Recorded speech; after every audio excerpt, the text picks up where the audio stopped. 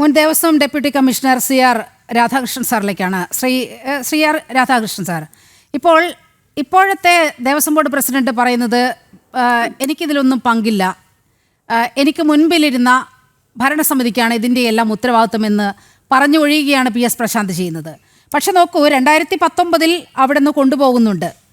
2024 ഇതുപോലെ ഒരു order Devaswom board പുറത്തിറക്കുകയാണ്. ഇതുപോലെ ഈ സ്വർണം മങ്ങിയിട്ടുണ്ട്, ഇത് സ്വർണം പൂശണം എന്നാവശ്യപ്പെടുന്ന ഒരു ഉത്തരവ് 2024 ഉണ്ടാകുകയാണ്. അപ്പോൾ ആ ഉത്തരവ് ഇറങ്ങിയതിൽ പ്രശാന്തിന് ഉത്തരവാദിത്തമില്ല എന്ന് പറയാൻ കഴിയുമോ? അങ്ങനെ കൈയൊഴിയാൻ PS പ്രശാന്തിന് ഈ ഘട്ടത്തിൽ കഴിയുമോ? ഇതിൽ പ്രധാനപ്പെട്ട ഒന്ന് രണ്ട് കാര്യങ്ങൾ പ്രധാനമായും പരിശോധിക്കേണ്ടതുണ്ട്. ഞാൻ നേരത്തെ പറഞ്ഞതുപോലെ ഇവിടെ ഈ തിരുവിതാംകൂർ ദേവസ്വം ബോർഡിൻ്റെ രൂപീകരണ കാലത്ത് ഇതിൻ്റെ തിരുവാഭരണം വെരിഫിക്കേഷൻ, അതിൻ്റെ സംരക്ഷണം, ഇതൊക്കെ അതുപോലെ തന്നെ ക്ഷേത്രത്തിലെ പൂജകൾ, ഈ എല്ലാ മേഖലയിലും സമസ്തമായ നല്ല നിയമനിർമ്മാണം നടത്തി ഗസറ്റിൽ നോട്ടിഫൈ ചെയ്ത് സ്റ്റാറ്റ്യൂട്ടാക്കിയിട്ടുണ്ട്. അതുപ്രകാരം ഈ തിരുവാഭരണങ്ങളുടെ അറ്റകുറ്റപ്പണി ചെയ്യുന്നതിന് മാനുവലിലെ ഒരു സ്റ്റാറ്റ്യൂട്ടറി പ്രൊവിഷൻ എന്ന് പറയുന്നത് ക്ഷേത്ര പരിസരം, ക്ഷേത്ര സങ്കേതം വിട്ട് കൊണ്ടുപോകാൻ പാടില്ല. അതുപോലെ തന്നെ സീനിയർ ഒഫീഷ്യൽസിൻ്റെ പ്രസൻസിലേ ആകാവൂ. അതാണ് ദേവസ്വം ബോർഡിൻ്റെ ചട്ടം. ആ ചട്ടമാണ് 2018 ബോർഡ് ലംഘിച്ചത്. പക്ഷേ 2025 വരുമ്പോൾ അത് കൂടുതൽ ഗുരുതരമാവുകയാണ്. കാരണം ഈ 2018 ഇൻസിഡൻറ്റിൻ്റെ അടിസ്ഥാനത്തിലാകും ബഹുമാനപ്പെട്ട കേരള ഹൈക്കോടതി ഒരു ഉത്തരവ് പുറപ്പെടുവിച്ചു 2023.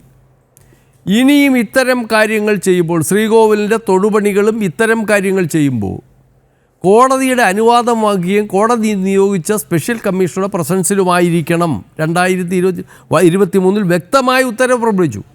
അപ്പോൾ ഇപ്പോഴത്തെ ബോർഡുകാർ ചെയ്ത് ഗുരുതരമായ അച്ചടക്ക ലംഘനവും കുറ്റവുമാണ്. രണ്ട് കാര്യങ്ങളാണ്.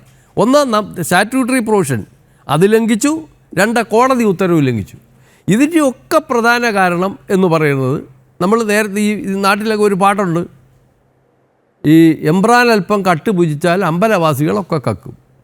ഇതിൻ്റെ ഈ ആക്റ്റിലെ പ്രധാനമായി ഇതിൻ്റെ പൂർണ്ണ ഉത്തരവാദിത്വം തിരുവിതാംകൂർ ദേവസ്വം ബോർഡ് HR ആക്ടിലെ സെക്ഷൻ 3 മാത്രം പരിശോധിച്ചാൽ മതി.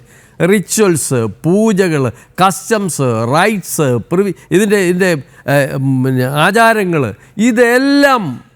ഇതെല്ലാം പരിഗണിക്കുകയും പരിരക്ഷിക്കുകയും ചെയ്യേണ്ട പൂർണ്ണ ചുമതല എന്ന് വെച്ചാൽ 1949 മുമ്പ് തിരുവിതാംകൂർ മഹാരാജാവിന് എന്തെല്ലാം അധികാരം, മേൽക്കോയ്മാധികാരം ക്ഷേത്ര സ്ഥാപനങ്ങൾ മേൽ ഉണ്ടായിരുന്നോ അതൊന്നാകെ ഇവരിലേക്ക്, ദേവസ്വം ബോർഡ് പ്രസിഡൻറ്റിലേക്കും അംഗങ്ങളിലേക്കും ഡെലിഗേറ്റ് ചെയ്തിരിക്കുക, ഗവൺമെൻറ്റിലേക്കല്ല.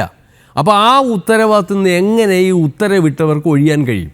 ഇത് എടുത്തുകൊണ്ട് പോകാനും കൊണ്ടു നടക്കാനും ബോർഡ് പ്രസിഡൻറ്റും അംഗങ്ങളും ഉത്തരവ്, കാരണം അവിടെ ബൈലാസ് ഓഫ് ബോർഡ് മീറ്റിംഗ് ഉണ്ട്. ഒരു കടലാസും ബോർഡ് പ്രസിഡൻറ്റും ഒരംഗവും ഭൂരിപക്ഷം ബോർഡ് അംഗങ്ങൾ ഒപ്പിട്ടില്ലെങ്കിൽ നടപ്പാകില്ല, പുറത്തു പോകില്ല. അവിടെയാണ് ഈ കുറ്റങ്ങൾ പറ്റിയത്. അത് പലതവണ ആക്റ്റിൽ തന്നെ 56 ഇവർ പബ്ലിക് സർവൻ്റാന്ന് പറയുന്നു. ഒരിക്കലും ദേവസ്വം ബോർഡ് പ്രസിഡൻറ്റും അംഗങ്ങളും രാഷ്ട്രീയക്കാരാവാൻ പാടില്ല, രാഷ്ട്രീയ പക്ഷപാതമുള്ളവരാവാൻ പാടില്ല, രാഷ്ട്രീയ മെമ്പർഷിപ്പ് ഉള്ളവരാവാൻ പാടില്ല. അത് 2000 ആണ്ടിൽ കേരള ഹൈക്കോടതി ഡിവിഷൻ ബെഞ്ച് ഒരു ജഡ്ജ്മെൻറ്റ് ഇറക്കിയിട്ടുണ്ട്, ജസ്റ്റിസ് പരിപൂർണൻ സ്വാമിയും KK ഉഷയും. അതിലും പറഞ്ഞു politicians and political flavoured persons, അവരെ ഇതിൽ നിന്ന് ഒഴിവാക്കണമെന്ന് വളരെ കർക്കശമായി 2000 ഉത്തരവുണ്ട്. പിന്നീട് ഇങ്ങോട്ടും നമ്മൾ കാണുന്നത് എന്താ? രാഷ്ട്രീയക്കാർ തന്നെ, അതും ഇപ്പോൾ അടുത്ത കാലത്ത് മെമ്പർഷിപ്പുള്ളവരും പാർട്ടി അംഗത്വമുള്ളവരും പദവിയുള്ളവരും വരാൻ തുടങ്ങി. അതിനു മുമ്പ് അത് വന്നിട്ടില്ല. ആദ്യകാലത്തെ ബോർഡുകൾ ഒരിക്കലും പക്ഷപാതങ്ങളല്ലാതെ പാർട്ടി അംഗത്വമുള്ളവർ വന്നിട്ടില്ല. പക്ഷേ ഇപ്പം നമ്മുടെ മുമ്പിൽ കാണുന്നത് എന്താ? പാർട്ടി അംഗത്വമുള്ളവർ വരിക. ഇപ്പം ജയകുമാറിൻ്റെ കാര്യം പറഞ്ഞു. ഈ ജയകുമാറിൻ്റെ അപകടം സംബന്ധിച്ച് വ്യക്തമായി സംസ്ഥാന വിജിലൻസ് അന്വേഷണം നടത്തി റിപ്പോർട്ട് കൊടുത്തിട്ട് ആ റിപ്പോർട്ടിലെ വിവേചനാധികാരം ഉപയോഗിച്ച് പ്രോസിക്യൂഷൻ വേണ്ടെന്ന് ഉത്തരവിട്ടതാരാ? ഗവൺമെൻറ്റിലെ ഉത്തരവാദിത്തപ്പെട്ടവരാണ്, ദേവസ്വം ബോർഡിലെ ആരുമല്ല.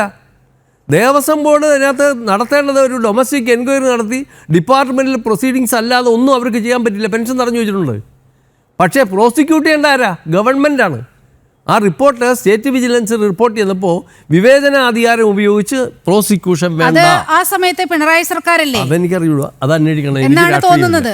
എനിക്ക് രാഷ്ട്രീയമില്ല, അത് പിണറായി സർക്കാർ വന്നതിന് ശേഷമാണ് ഈ ജയകുമാറിനെതിരെ നടപടിയൊക്കെ ഉണ്ടാകുന്നത്. ഇത് വളരെ ഉച്ചസ്ഥരം പറയുന്ന ആളുകൾ അതൊന്ന് പരിശോധിക്കണം. ജയകുമാർ അങ്ങനെ ചെയ്തു. ജയകുമാറിൻ്റെ ഡിപ്പാർട്ട്മെൻറ്റിൽ അച്ചടക്ക നടപടി എടുത്തിട്ടുണ്ട്. അയാളെ ഇന്ന് പണം ഈടാക്കാൻ തീരുമാനിച്ചിട്ടുണ്ട്. അയാളെ പെൻഷൻ തടഞ്ഞു വെച്ചിട്ടുണ്ട്. ഈ ശിക്ഷകളല്ല. പക്ഷേ അതല്ല ചെയ്യേണ്ടത് പ്രോസിക്യൂഷനാണ്. ആ പ്രോസിക്യൂഷൻ വിവേചനാധികാരം ഉപയോഗിച്ച് തടഞ്ഞു വെച്ചത് ആരാണ്? അതൊന്ന് പരിശോധിച്ചു. അപ്പോൾ ഇതെല്ലാം ഒളിച്ചു വെച്ചുകൊണ്ടാണ് പലരും സംസാരിക്കുന്നത്. അപ്പോൾ ഇങ്ങനെയൊക്കെ ഇങ്ങനെയുള്ള ഉദ്യോഗസ്ഥന്മാർക്കും ബോർഡുകാർക്കും, ഇപ്പോൾ നമുക്കറിയാമല്ലോ ചോറ്റാനിക്കര ഗോളക, അന്ന് കോടതി ഇടപെട്ടതുകൊണ്ട് അത് പരിപൂർണമായി പരിഹരിക്കപ്പെട്ടു. ഇവിടെ നമുക്ക് വിശ്വസിക്കാം, അത്ര അല്ലാതെ വേറെ മാർഗമൊന്നുമില്ല.